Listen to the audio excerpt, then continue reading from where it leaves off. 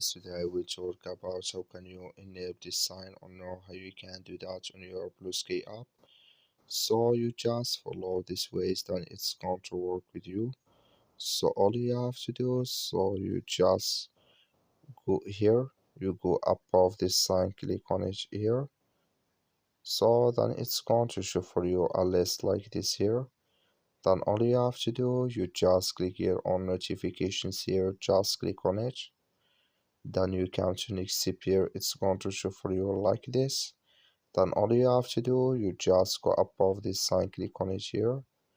Then it's going to take you to this list, it's going to show for you like this. You come here to enable proprietary here notifications, click in this sign. Like you see, this color show for us, that's my proprietary notifications enable with us now. That's all you have to do, that's all. I wish you a great thank you for watching. Don't forget to support us by liking, subscribe.